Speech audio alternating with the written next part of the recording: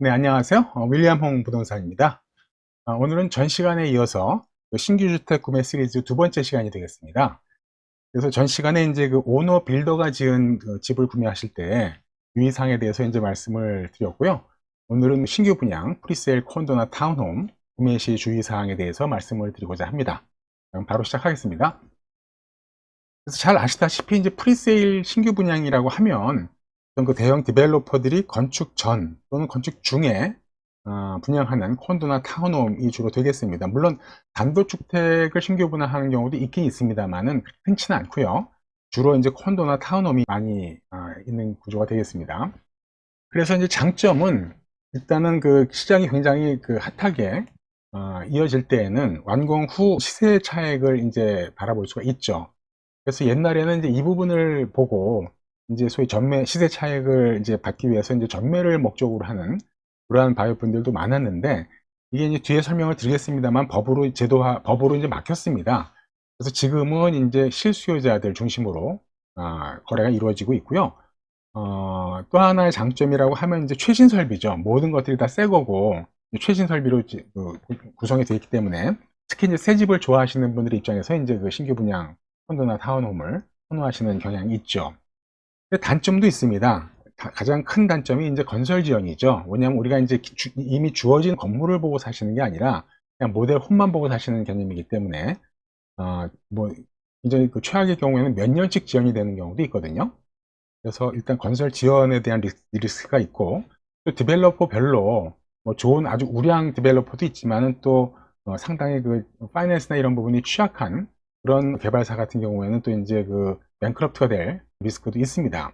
또 하나는 이제 완공 후 변경에 대한 가능성이 있어요. 그러니까 계약서상에는 파킹랏이 1층이었다 또는 스토리지 라카가 뭐 1층이었다 이랬는데 막상 이제 다 완공이 돼서 들어가 보니까 파킹랏 위치가 바뀌어 있다든지 또 스토리지 락카 위치가 바뀌어 있다든지 이런 일들이 있을 수가 있거든요. 여러 가지 이제 그 돌발 변수나 가능성이 있기 때문에 이런 부분들을 좀 꼼꼼하게 알아보시고 사셔야 된다는 의미에서 오늘 동영상을 준비를 했습니다.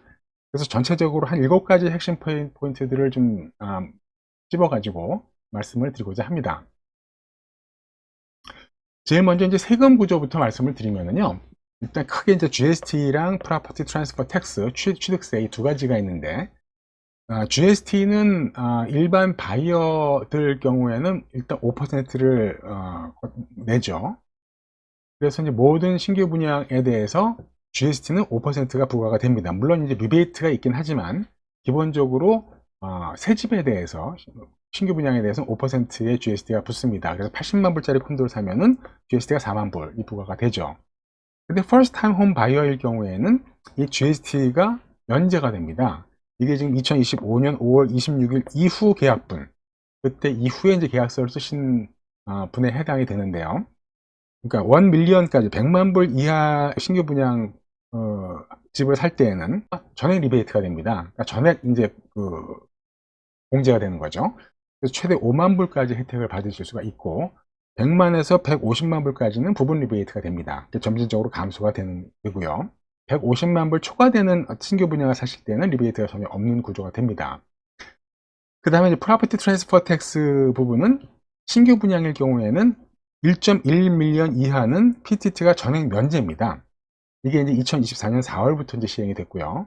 그래서 이걸 계산을 해보면은 약 2만 불 정도가 절감이 되는 효과가 있습니다. 1밀리언에서 1.15밀리언까지는 이제 부분적으로 프로레이트로 이제 면제가 되고 1.15밀리언이 넘어가면은 이제 면제가 없는 그런 구조로 되어 있습니다.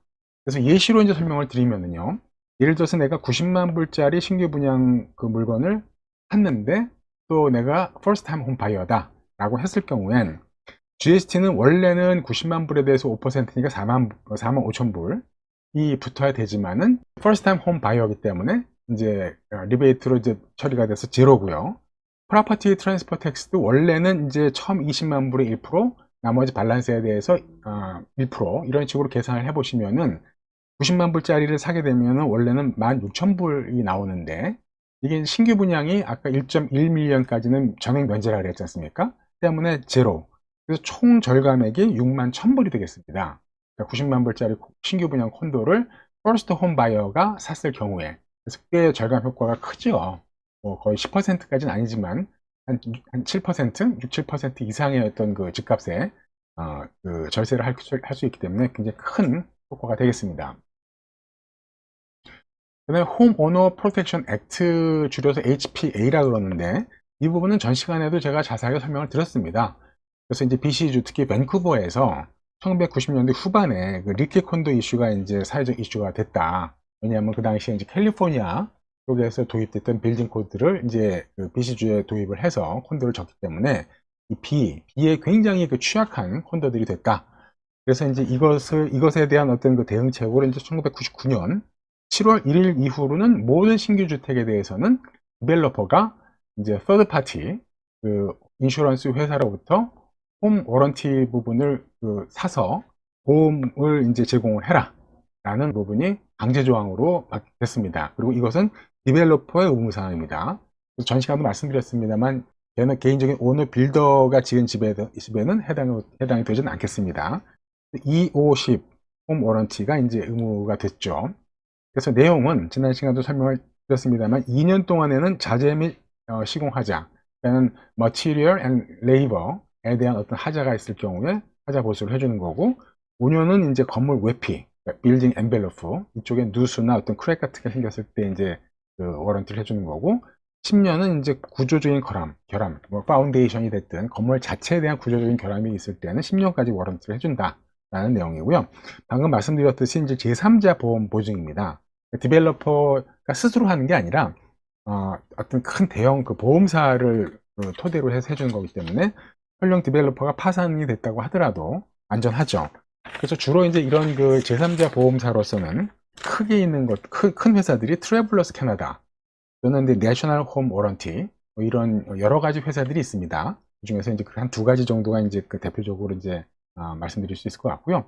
또 이 홈 워런티는 소유권 이전 시 승계가 된다라고도 말씀을 드렸습니다. 그래서 내가 한 5년 정도 살다가 집을 팔았을 때 그 새로운 그 오너, 그러니까 바이어 입장에서는 아직도 5년에 그 집에 대한 워런티가 남아 있는 집을 사시게 되는 거죠.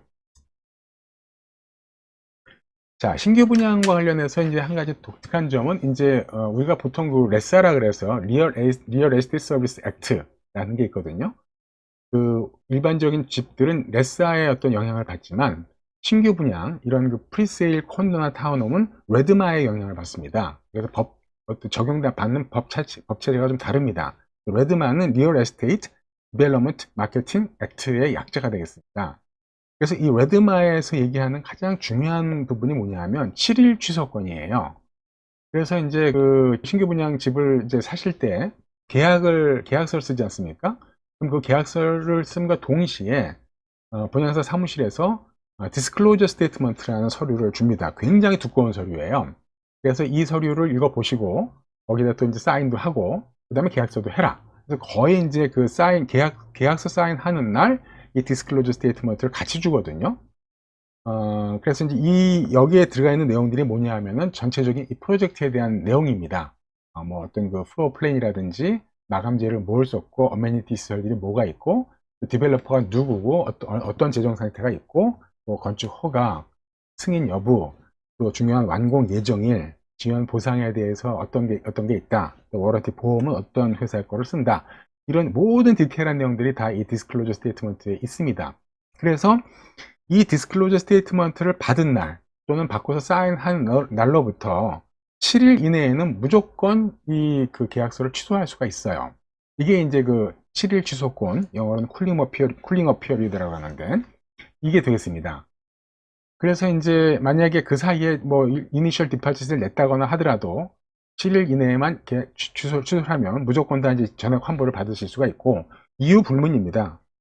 그렇기 때문에 만약에 이제 디스클로저 스테이트먼트 없이 그냥 계약서만 사인을 했다라고 하면 언제든지 취소할 수가 있어요. 그건 7일이 아니죠. 왜냐하면 디스클로저 스테이트먼트 자체를 못 받았고 거기 사인을 안 하셨기 때문에 굉장히 중요한 조항이 되겠습니다. 그래서 한 가지 이 대목에서 말씀드리고 싶은 부분은요. 보통은 이제 사인을 하실 때 그냥 굉장히 사람들이 바글바글 거리고 이제 뭐 1지망, 2지망, 3지망 쓰고 뭐 굉장히 시장바닥 같지 않습니까? 그래서 그렇게 꼼꼼하게 디스클로저 스테이트먼트를 다 보고 계약서도 다 보고 이렇게 하고 사인하기가 굉장히 쉽지가 않은 경우가 많아요. 지금은 안 그렇지만 이제 시장 핫했을 때에는. 그러나 반드시 디스클로저 스테이트먼트에 대해서 리얼터를 통해서라도 이제 간단한 리뷰를 하시고, 한 30분이라도 좋으니까 그 자리에서 한번 리뷰를 하시고 나서 사인을 하시는 것을 권고를 드립니다. 그럼 일반적인 그 신규 분양 디파짓 구조는요, 뭐 잘 아시다시피 이제 총 20%인데, 이 부분도 이제 뭐 지금 지금 이 동영상을 찍고 있는 2026년 2월 시점에서는 시장이 슬로우하기 때문에 많이 다운이 됐죠. 그래서 뭐 10%에서 한 15% 정도 받는 데들도 꽤 여러 군데가 있습니다. 그래서 일반적으로 계약할 당시에 5,000불이나 10,000불을 현금을 걸고, 그 다음에 일주일 이내에 총 5%의 계약 디파짓을 만들어주고, 그다음 30일 후에 추가 5%, 90일 후에 추가 5%, 180일 후에 추가 5%, 그래서 총 이제 20%의 디파짓 구조가 이제 일반적인데, 지금 상황에서는 이 부분도 조금 변동이 있다 말씀을 드렸고요. 두 번째는 이 디파짓 부분은 반드시 신탁계좌, 트러스트 어카운트에 보관을 해야 됩니다. 이게 이제 디벨로퍼 변호사 사무실 또는 노터리 퍼블릭 사무실의 신탁계좌는 좋아요. 그거까지는 오케이인데, 그게 아니라 디벨로퍼의 개인 어카운트에다가 이제 디파짓을 내라고 되어 있다거나 이렇게 되면 큰일 납니다. 이 부분은 반드시 이제 법률 자문을 받으셔야 되는 거고요. 그래서 반드시 신탁계좌의 디파짓은 들어가야 된다 라는 부분이고, 또 일부 프로젝트는 디파짓 인슈런스에 가입되어 있는 경우도 있죠.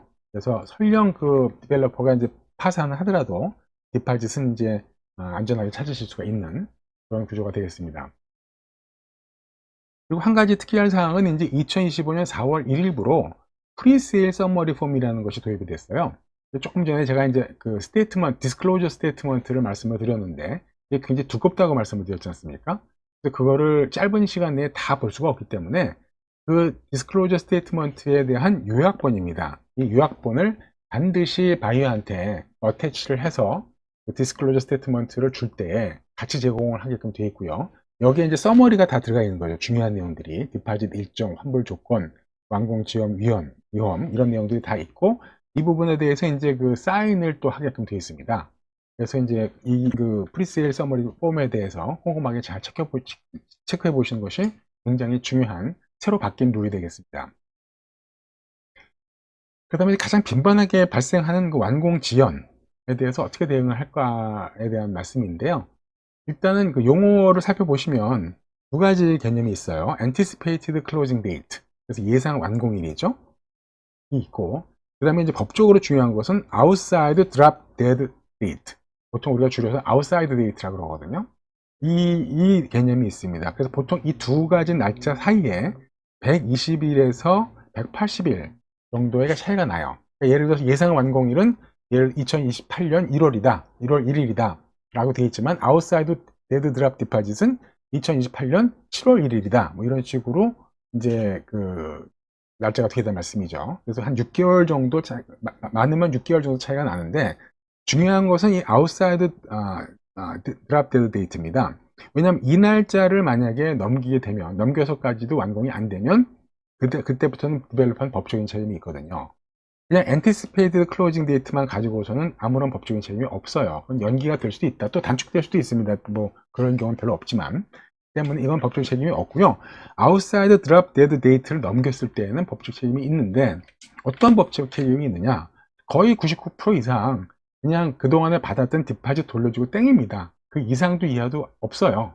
그래서 사실은 뭐 법적이라는 것이 바이어 입장에서 볼 땐 참 김 빠지는 일이긴 하지만, 그냥 넘어가서 하기 싫으면 너 그냥 사인하면은 계약에 대해서 이제 그냥 없었던 거로 이제 그 보이드 시키고, 그동안 너가 냈던 디파짓은 다 그냥 돌려준다, 그리고 이제 땡 하는 경우가 많다는 얘기죠. 근데 뭐 예외적으로 일단 보상금을 지불한다든지, 렌탈 비용 보상금을 지불한다든지, 이자 보상을 한다든지 하는 케이스 있을 수는 있지만, 제가 그동안에 그 계약을 했을 때는 이런 케이스들은 거의 보지는 못했습니다.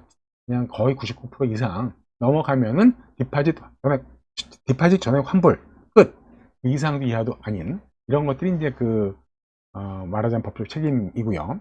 또 한 가지는 이제 2026년 뭐 추세라고 말씀드릴 수 있는 게, 계속 2025년부터 해서 계속 건축 자재가 부족하고 또 인력 부족 뭐 이런 것들 때문에 지연이 굉장히 빈번해지거든요.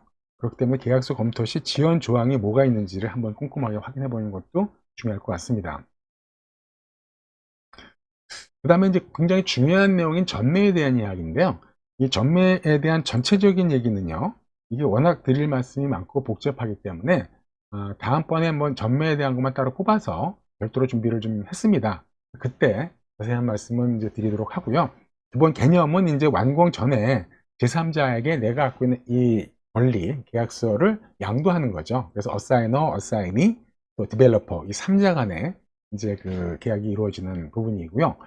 2026년 들어서 이제 이런 전매에 대한 규제들이 꽤 많이 이제 보강이 됐거든요. 그래서 그 자세한 말씀은 다음번 동영상 때 말씀을 드리도록 하겠습니다. 그 다음에 이제 파킹하고 스토리지 부분인데요. 이 부분도 이제 보시면은 계약서에는 뭐 1개 또는 2개 파킹이나 그 스토리지가 있다. 그 다음에 라트 버너는 뭐 몇 번이다. 이렇게 이제 써 있을 수 있어요. 계약서상에는. 그러나 중요한 것은 이게 이제 개수는 분명히 보장이 되지만 위치는 변경이 가능하다. 왜 이런 일이 가능한가 하면 나중에 완공하고 나서 이제 스트라타 코퍼레이션이 새롭게 설립이 되거든요. 그랬을 경우에 최종 결정권은 스트라타 코퍼레이션, 스트라타한테 있어요. 그래서 라트가 계약서상에는 뭐 45번, 예를 들어서 이제 주차장이 라트가 지하 1층이었다. 그래서 계약할 당시에는 상당히 로케이션이 좋네 라고 했는데 막상 이제 입주할 때가 되다 보니까 내 주차장의 위치가 지하 3층으로 바뀌었더라. 그럼 지하 1층이 지하 3층보다는 좀 액세스가 더 좋지 않습니까? 그래서 이렇게 파킹 위치가 바뀐다든지 스토리지의 어떤 그 위치나 크기가 바뀐다든지 이럴 수가 있거든요. 그래서 이제 이거는 어쩔 수가 없어요. 왜냐하면 이제 스트라트 코퍼레이션이 최종 결정권을 갖고 있고 이런 모든 내용들이 디스클로저 스테이트먼트에 다 적혀 있기 때문에 알고서 사셔라 이럴 수 있다라는 것을 라는 거죠. 이제 인폼드 디시전을 하는다는 게 의미가 있는 거지 이것에 대해서 어떤 그 다르게 주장하시기는 쉽지는 않습니다. 왜냐하면 디벨로퍼가 만든 계약서들이 거의 다 일방적이거든요. 디벨로퍼한테 유리하게끔. 그래서 이제 어려운 얘기고요. 단지 이제 중요한 것은 알고 사셔라 이럴 수 있다라는 사실에 대해서 informed decision 이 부분이 되겠습니다. 그래서 지금까지 말씀드린 내용들을 전체 종합을 하면 7일 취소권을 적극 활용을 하셔라. 그래서 계약 당시에는 뭐 경황도 없고 워낙 그냥 뭐 정신이 없어서 일단 사인을 했는데 하룻밤 지나고 나서 생각해 보니까 이게 잘 산 건지 잘 모르겠다. 그럴 수가 있지 않습니까? 특히 이제 시장이 핫할 때에는 막 너도 나도 막 몰려서 아우성이니까 그다음에 뭐 1지망, 2지망, 3지망 해서 내가 원래 원했던 것은 뭐 남향의 뭐 투베드룸이었는데 그런 물건은 없고 겨우 이제 뭐 예를 들어서 서향에 뭐 원베드룸 플러스 덴밖에 없다. 그래서 어쩔 수 없이 3지망으로 샀단 말씀이죠. 그런 경우에도 어쨌든 간에 7일 취소권을 잘 활용을 하셔서 그 냉정한 결정을 하시고 또 그 사이에 이제 디스클로즈 스테이트먼트도 확실하게 꼼꼼하게 다 읽어보시고 체크를 해보셔라 라는 말씀이고 두 번째 중요한 것은 그래서 이제 디벨로퍼를 보는 겁니다. 우리가 이제 뭐 어떤 개발사라고 특정 지어서 말씀드리기가 좀 조심스럽긴 하지만 뭐 대표적으로 이제 뭐 보사 콘도, 뭐 폴리건 뭐 콘도나 타운홈 이 명성들이 높잖아요. 굉장히 그 집을 잘 짓고 관리도 잘하는 그래서 어떤 그 디벨로퍼에 대한 네임 밸류 또는 그 디벨로퍼의 어떤 과거 프로젝트들 재정 상태 같은 것들을 확인을 하시고요. 특히 이제 신규 디벨로퍼들도 꽤 있거든요. 그런 디벨로퍼들과 딜을 하실 때에는 조심하실 필요가 있습니다.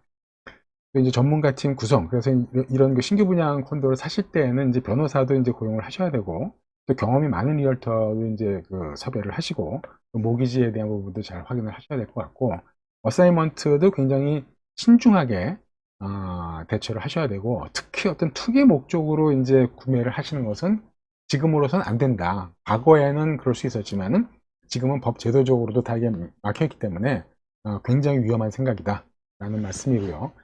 또 하나는 완공 지연에 대해서 굉장히 대비를 철저하게 하셔야 됩니다. 그래서 내가 지금 렌탈로 지금 살고 있을 경우에는 최소 한 6개월 정도 여유를 두셔야 돼요. 완공이 내가 뭐 예를 들어서 7월 1일 날 된다고 하더라도 뭐 6월 달에 뭐 내가 렌탈에 대해서 그 노티스를 주는 게 아니라 한 6개월 정도는 더 여지를 두고 최종적으로 이제 이 사람들이 준공일에 대해서 컴플리션 레터를 받을 때까지는 계속 이제 렌탈에 대해서 여유를 두고서 이제 진행하셔야 됩니다. 또 아까 말씀을 드렸듯이 많은 세제 혜택들이 있거든요. 특히 first time home buyer에 대해서는. 그래서 이제 그 GST 면제라든지 PTD 면제에 대한 내용들도 잘 확인을 하셔야 되고요. 또 마지막으로 이제 계약서의 어떤 특약 사항들, 지연됐을 때 보상이 있는지, 또 마감제의 어떤 변경에 대해서 어떤 옵션들을 갖고 있는지, 또 어사이먼트를 했을 경우에는 어사이먼트 피가 얼마 정도인지 이런 모든 내용들에 대해서 이제 잘 꼼꼼하게 확인해 보실 필요가 있을 것 같습니다. 자, 이상으로 해서 전체적인 이제 말씀을 드렸고요. 마지막 핵심 메시지로 이제 드리고 싶은 말씀은 이 프리세일 구매라는 것이 굉장히 그 다양한 경우의 수가 존재를 합니다. 그리고 굉장히 어떻게 보면 위험한 요인들이 많이 있기 때문에 반드시 이런 신규 분양 구매를 하실 때에는 지식과 경험이 풍부한 리얼터와 협업이 매우 중요하다라는 말씀을 마지막으로 한번 강조를 드리면서요. 오늘 제가 준비한 내용은 모두 마치도록 하겠습니다. 끝까지 시청해 주셔서 감사합니다.